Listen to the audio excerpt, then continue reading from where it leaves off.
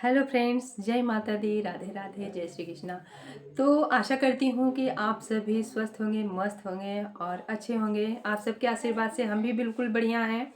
तो आइए जानते हैं कि इस बार 2026 में अष्टमी किस तिथि को पड़ रही है, नवमी किस तिथि को पड़ रही है, यही लेके बहुत बड़ा कन्फ्यूजन है। जितनी भी जानकारी है आप सभी के साथ शेयर करते हैं, क्योंकि हम भी खुद 9 दिन का व्रत हैं। तो जितनी भी जानकारी है अपने सभी भाई बहन के साथ, चाची माई के साथ इस वीडियो को शेयर करती हूँ। तो आप अभी तक अगर हमारे चैनल को सब्सक्राइब ना किए हो, अगर हमारा यह वीडियो आप सभी को पसंद आए तो प्लीज़ इस वीडियो को लाइक शेयर सब्सक्राइब जरूर कीजिएगा और साथ ही साथ बेल आइकन को प्रेस करना बिल्कुल भी मत भूलिएगा, ताकि हमारा कोई भी नोटिफिकेशन आपके पास सबसे पहले पहुंचे। और हमारे चैनल में आप सभी का स्वागत है वंदना तिवारी 26/12 ब्लॉग में। तो आइए चलते हैं, जानते हैं कि इस बार कब से कब तक लग रहा है अष्टमी और नवमी, और हमको कन्या पूजन किस तिथि में करना है और विसर्जन, कलश विसर्जन किस तिथि को करना है। तो आइए इसी के विषय में जितनी भी जानकारी है उस जानकारी को जानते हैं। तो आप सभी को बताना चाहती हूँ, अष्टमी तिथि इस बार प्रारंभ हो रही है 25 मार्च 1:51 से लेकर के अष्टमी तिथि प्रारंभ हो रही है और 26 मार्च को 11:49 तक अष्टमी तिथि हम मनाएंगे। तो आपको बता दूं कि देखिए, सबसे पहले तो हम लोगों के यहाँ यह होता है कि कोई भी मतलब व्रत हो या पूजा हो तो हमको हमेशा उदया तिथि में ही करना चाहिए, क्योंकि उदया तिथि में अगर कोई भी व्रत है, पूजन है, अगर है 2 से ढाई घंटा का अगर रह रहा है तो सारा दिन का माना जाता है। तो इसलिए हम लोगों को भी यह तो पूरा दिन लिया ही जाएगा। तो अष्टमी तिथि इसलिए हम लोगों को रखना है 26 मार्च को। 26 मार्च यानी दिन गुरुवार को हम अष्टमी का व्रत रहेंगे। और बहुत सारे जगहों पे, बहुत सारी बहनों के यहाँ ऐसा भी होता है कि जैसे वो लोग अष्टमी नहीं करते, मतलब हम लोग जो अष्टमी करते हैं वो लोग सप्तमी में ही अष्टमी कर लेते हैं, तो एक दिन पहले अपना व्रत करेंगी। और अगर हम लोग, जैसे हम लोगों के यहाँ है अष्टमी के तिथि में ही अष्टमी और नवमी, हम पूरा 10 दिन का, मतलब 9 दिन का पूरा नवरात्रि मनाते हैं। जैसे जो देवी का मतलब स्थापना किए हैं वो भी, और जो नहीं किए हैं वो भी। जैसे बहुत लोग होते हैं ना कि शुरू में 2 दिन का व्रत रख लिया और लास्ट में 2 दिन का व्रत रख लिया, ऐसे रखते हैं। और बहुत सारे लोग ऐसे होते हैं कि जो 9 दिन का कलश स्थापना करते हैं, माँ की चौकी लगाते हैं, 9 दिन तक मतलब पाठ करते हैं, 9 दिन तक पूजा पाठ करते हैं। तो अपना अपना देख लीजिएगा, जिनके यहाँ जैसा होता है तो जरूर से जरूर कीजिएगा। हमेशा देखिए पूजा उदया तिथि को ही लिया जाता है, तो इसलिए इस बार हम अष्टमी मनाएंगे बृहस्पतिवार को 26 मार्च को, ठीक है। और 27 मार्च को कब तक है आपको बता दूं, उसके बाद मतलब 26 मार्च को 11:49 तक मतलब अष्टमी है। उसके बाद से नवमी तिथि प्रारंभ हो जा रही है। तो नवमी तिथि मतलब कि 27 मार्च को है 11:19 तक, 11:19 तक है नवमी तिथि।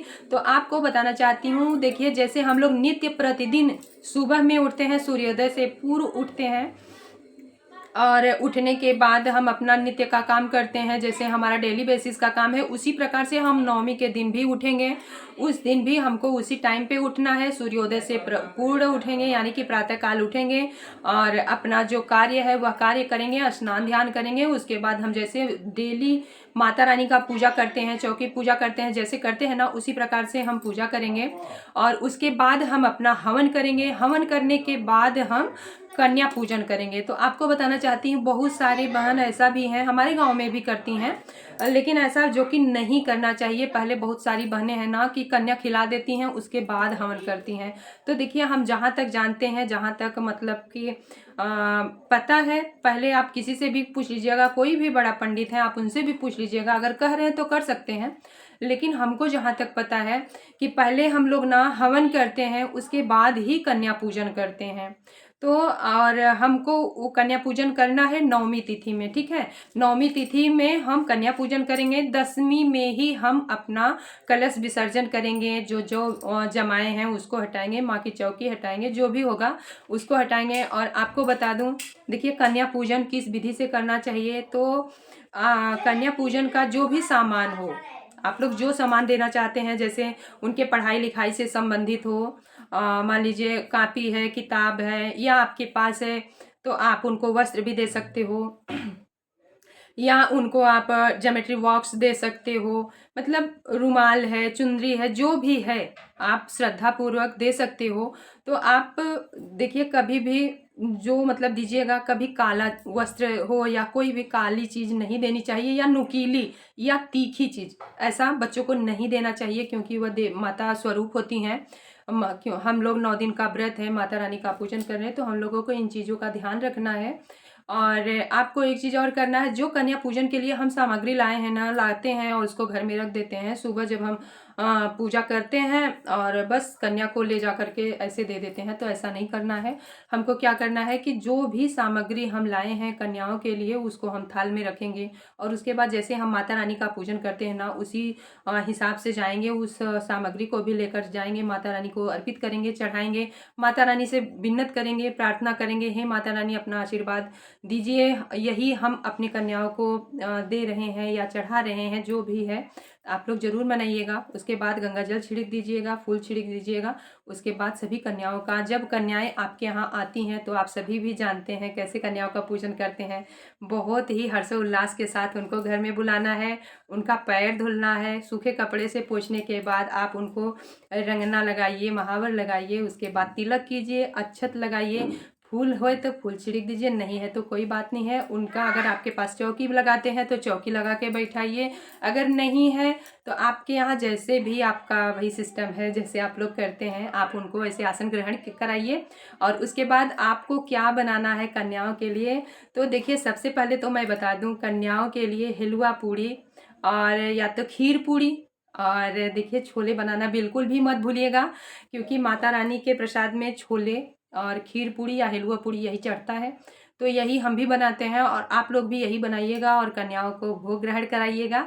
और आपके पास जो भी भैया दर दक्षिणा है उनको दीजिएगा, और फिर उनका विदाई कीजिएगा। और माता रानी से जयकारा माता रानी का जरूर लगवाइएगा कन्याओं के मुख से। कन्या, क्योंकि ना कन्या जो होती हैं वो देवी स्वरूप होती हैं।